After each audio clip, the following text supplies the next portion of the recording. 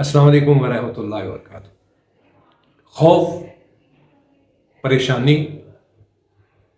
बेचैनी या डिप्रेशन, ये वो इलामात हैं। इसको एक नए अंदाज से हम इस पर गौर करते हैं। गौर करने से मुराद क्या है? अगर खौफ आपने महसूस किया होगा कि हर शख्स किसी न किसी वक्त या हर लम्हे एक परेशानी, खौफ या डिप्रेशन का शिकार होता है, बेचैनी का शिकार होता है।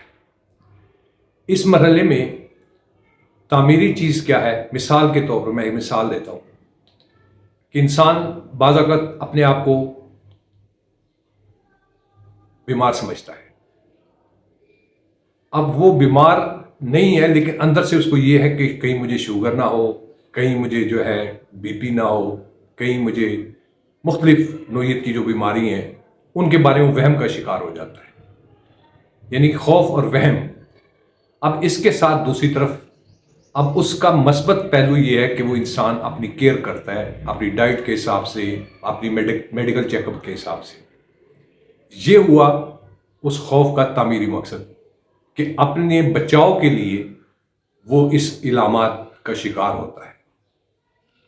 अब उस से निकलने का, अब उसको दूसरे अल्फाज में ये समझ लीजिए कि वो अपने तहफ़्फ़ुज़ को यकीनी बनाना चाहता है।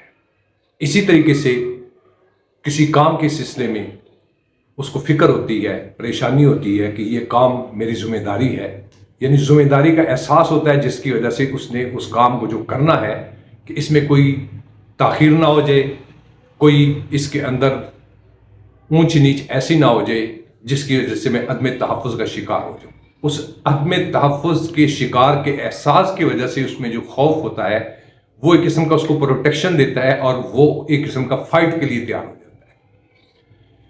यानी आप ज़िंदगी को निचोड़ कर अपना तज़किया कीजिए। तकरीबन इसमें ज़्यादातर लोग इसका शिकार होते हैं, और जो मज़दूर है वो मज़दूरी के हिसाब से, अपने बच्चों के रिस्क के हिसाब से, कमाने के हिसाब से, मेहनत के हिसाब से वो खौफ का शिकार होता है कि मुझे काम मिल जाए ताकि मैं अपनी ज़रूरियात पूरी कर सकूं। इसी तरीके से आप तालिब इल्म की हैसियत से अगर अपनी ज़िंदगी को उठा कर देखें तो आपके ज़हन में ये होता है कि अगर ये मैंने काम ना किया तो मुझे नुकसान हो सकता है या मैं नाकाम हो सकता हूँ। यानी ये खौफ की मैं मस्बत अंदाज से बात जो कर रहा हूँ, दूसरे अल्फाज में आप इस सारी चीज़ों को समेट लें। समेटने में आपको एक जो नुक्ता नज़र आएगा कि तहफ़्फ़ुज़ के एहसास की बेदारी और मजबूती जो आप में पैदा होती है, तो ये उसकी मस्बत अलामतें हैं। इन मस्बत अलामतों की बुनियाद पर आप अपने तहफ़्फ़ुज़ का जो काम करते हैं, तो ये खौफ, डिप्रेशन या बेचैनी जो है ये तामीरी किरदार से अंदाज से उभर कर आपके सामने आती हैं, और उसमें आप अपने आप को तहफ़्फ़ुज़ के एहसास के तहत उसके बचाव के लिए कुछ ना कुछ करते हैं। ये वो चीज़ जो आप ज़रा इसका तज़किया कीजिए। तज़किया करने के बाद ये वो चीज़ है कि जिसके अंदर ये अलामात जो हम नफ्सियाती अमराज वग़ैरह के जो कहते हैं जी नफ्सियाती मरीज़ है, यानी बहुत ज़्यादा तारीक़ करने की बजाय आप जिद्दोजहद में अगर शामिल हो जाते हैं, दूसरे अल्फाज में ये है कि आप उस खौफ को, उस बेचैनी को आप कम करने की कोशिश कर रहे हैं।